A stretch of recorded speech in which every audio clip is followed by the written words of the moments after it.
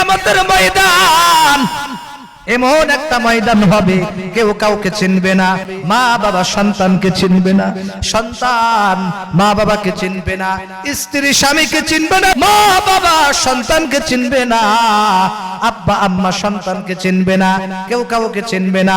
সবাই শুধু উপরের দিকে তাকায় থাকবে আর ইয়া নাফসি করতে থাকবে। কিয়ামতের ময়দান মানুষ কোন অবস্থায় উঠবে? নবীজি ডাক দিয়া বলেন, কিয়ামতের ময়দানে সমস্ত মানুষ উলঙ্গ অবস্থায় উঠবে।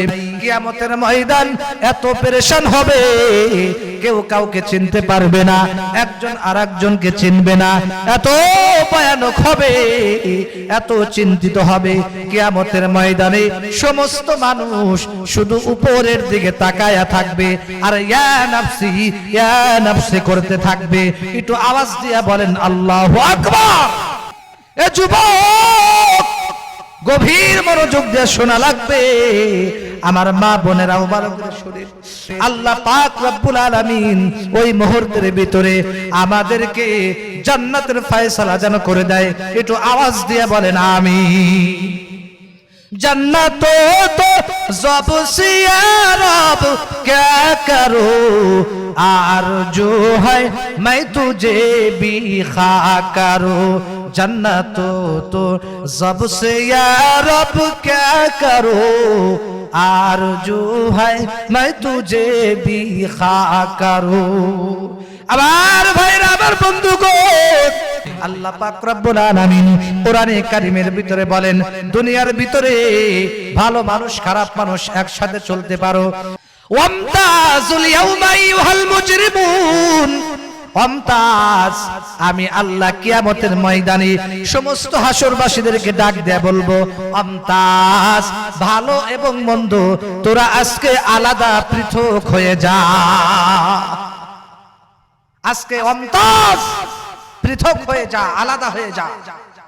দুনিয়ার ভিতরে যারা পাপ করেছো, যারা গুনাহ করেছো, তোমরা বাম দিকে যাও, বাম দিকে।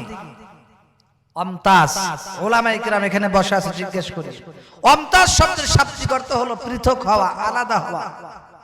আল্লাহ পাক বলবেন যে তোমরা পৃথক হয়ে যাও, আলাদা হয়ে যাও। আল্লাহ ডাক দিয়ে বলবেন, এ দুনিয়ার মানুষ শুনো, দুনিয়ার ভিতরে নামাজ পড়ো নাই, অনেক চান্স পাইছিলা, সুযোগ পেয়েছো, রমজানের রোজা রাখো নাই, সুযোগ পেয়েছো, গুনাহ করেছো, হারাম খেয়েছো, সুদ খাইছো, ঘুষ খাইছো, বিভিন্ন পাপের কাজ করেছো। আমি আল্লাহ ছাড় দিয়েছিলাম, ছেড়ে দিয়েছিলাম না, ঢিল দিয়েছিলাম, স্বাধীনতা দিয়েছিলাম, যা ইচ্ছা তাই করেছিলাম, আমি আল্লাহ দুনিয়াতে ধরি নাই। কিন্তু আজকে আমি আল্লাহ তাআলা ভালো মানুষের সাথে তোমাদেরকে থাকতে দেব না।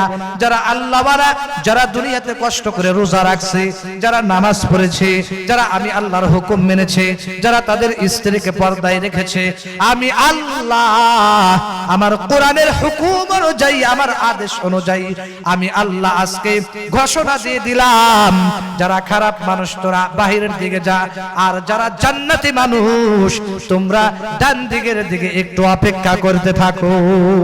সুবহানাল্লাহ বলে। এবার আল্লাহ তাআলা ডাক দিয়ে বলবেন, এ জাহান্নামের দরজা শুনো, দুনিয়ার ভিতরে পাপ করেছো, কিছু বলি নাই, আজকে তোরা জাহান্নামে যা, তোদের সাথে আমি আল্লাহর কোনো কথা নাই, কোনো কথা নাই, বিনা হিসাবে তোরা জাহান্নামে যা। এবার জাহান্নামে যাবে। কোরআনের বিভিন্ন জায়গায় আল্লাহ বলেছেন, ইন্নাশ শাইতানা লাকুম আদুউম মুবিন, শয়তান হলো মানুষের প্রকাশ্য শত্রু।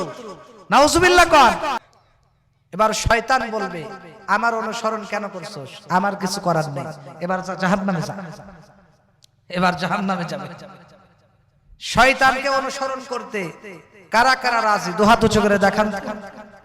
শয়তানকে কারা অনুসরণ করতে রাজি? দুহাত টান করে দেখা। কেউ রাজি আছে? আল্লাহ আমাদের হেফাজত করুক, বলে না আমিন, বলে না আমিন। আমার ভাইরা খুব মনোযোগ দিয়ে শোনে, দুনিয়া কিছুই না, অল্প কিছু জিন্দেগি। আখিরাতের জিন্দেগি হলো আসল জিন্দেগি, যেখানে শান্তির শেষ নাই। কি দেখে পাগল হয়েছেন আপনি? জান্নাতের ভিতরে কোনো ঝগড়া ফাসাদ নাই, কোনো হিংসা বিদ্বেষ নাই, একজন আর একজনের পিছনে লাগবে এইরকম কোনো শত্রুতা নাই। জান্নাতের ভিতরে সালাম কওলাম মির রব্বির রহিম, জান্নাতের ভিতরে শুধু শান্তি আর শান্তি। জোরে সুবহানাল্লাহ। আবার ভাইরা, এবার আল্লাহ রাব্বুল আলামিন জাহান্নামীদেরকে ডাক দিয়ে বলবে, তোরা যা, জাহান্নামের দিকে চলে যা, তোর সাথে আমার কোনো কথা নাই। এবার জান্নাতীদেরকে আল্লাহ রাব্বুল আলামিন ডাক দিয়ে বলবে, তোমরা একটু অপেক্ষা করো, তোমাদের সাথে আমার কথা আছে। এবার আল্লাহ তাদেরকে ডাক দিয়ে বলবে, দুনিয়ার ভিতরে গুনাহের কাজের সুযোগ হয়েছিল বান্দা, এরপরে তুমি গুনাহের কাজ করো নাই, আমি আল্লাহকে ভয় করে গুনার কাজ করো নাই, আমি আল্লাহকে ভয় করে জিনার সুযোগ হয়েছিল কিন্তু জিনা তুমি করো নাই, আমি আল্লাহকে ভয় করে সুদ খাওয়ার সুযোগ হয়েছিল কিন্তু সুদ খাও নাই, এরপরে দুনিয়ার ভিতরে মিথ্যা কথা বলার সুযোগ ছিল, আমি আল্লাহকে ভয় করে মিথ্যা কথা বলো নাই, দুনিয়ার ভিতরে পরের মাল আত্মসাৎ করার সুযোগ ছিল কিন্তু আমি আল্লাহকে ভয় করে করো নাই। অতএব দুনিয়ার ভিতরে শীতের মৌসুমে ঠান্ডা পানি দিয়ে ওযু বানাইয়া আরামের বিছানাকে হারাম করে দিয়া এরপরে ফজরের নামাজে জামাতে শরীক হইছো। অতএব তুমি পারলে গুনাহ করতে পারতা কিন্তু তুমি আমি আল্লাহকে ভয় করে করো নাই। অতএব আমি আল্লাহ তোমাদের জন্য জান্নাতের ফয়সালা করে দিলাম। একটু আওয়াজ দিয়া কোন সুবহানাল্লাহ। এবার আল্লাহ রাব্বুল আলামিন ফেরেশতাদেরকে ডাক দিয়া বলবে, এ আমার ফেরেশতারা, আবার এই বান্দাদেরকে জান্নাতে নিয়ে যা। সুবহানাল্লাহ কোন। জান্নাতের আল্লাহকে ডাক দেয়া বলবে, আল্লাহ জান্নাতেতে যাব ঠিক আছে কিন্তু আমরা তো চিনি না, এ মাবুদ জান্নাতের দিকে যে আমরা যাব জান্নাত তো আমরা চিনি না। এবার আল্লাহ ডাক দেয়া বলবে, কোরআনে কারীমের মধ্যে এই কথাটাও আল্লাহ উল্লেখ করেছেন। আল্লাহ কি ডাক দেয়া বলবেন, ওয়াসিকাল্লাযিনা তাকাউ রাব্বাহুম ইলাল জান্নাতি যুমারা। জোরে বলেন আল্লাহু আকবার। আল্লাহ ডাক দেয়া বলবে, এ বান্দা তোমার জন্য আমি একজন রাহাবার ফিট করছি, রাহাবার। সুবহানাল্লাহ কোন। যেমন তাবলীগ জামাতের ভিতরে একজন রাহাবার থাকে, একজন জিম্মাদার থাকে, কয়েকজন মামুর থাকে, আর একজন জিম্মাদার থাকে, আর একজন মুতাকাল্লিম থাকে। রাহাবারের কাজ হলো তিনি সামনের দিকে রাস্তা দেখায় নেওয়া, ঠিক কিনা? কথা বলেন। কি রাহাবারের কাজ আপনারা জানেন না? তাবলীগের সময় লাগাছেন এরকম মানুষ আছে এখানে? আলহামদুলিল্লাহ, আল্লাহ কবুল করুক, বলেন আমিন। আমার ভাইরা, জান্নাতে যাওয়ার জন্য জান্নাতীদের জন্য আল্লাহ তাআলা রাহাবার নিযুক্ত করে রাখছে। এবার রাহাবার আল্লাহকে ডাক দিয়ে বলবে, আল্লাহ আমি তো তোমার বান্দাদের, জান্নাতি বান্দাদের জন্য উপস্থিত। এবার আল্লাহ বলবে, ঠিক আছে এদেরকে জান্নাতে নিয়ে যাও। এবার জান্নাতের দিকে নিয়ে যাওয়া হবে। জান্নাতের গেটের মধ্যে যখন প্রবেশ করবে সেখান থেকে ফেরেশতারা কোরআনে কারীমের একটা আয়াত তেলাওয়াত করবে। জান্নাতের গেটের সামনে যখন গেটের মধ্যে প্রবেশ করবে সাথে সাথে একটা আয়াত ফেরেশতারা পড়তে থাকবে, সালাম কওলাম মির রাব্বির রহিম, সালামুন আলাইকুম তিবতুম ফাদখুলুহা খালিদিন।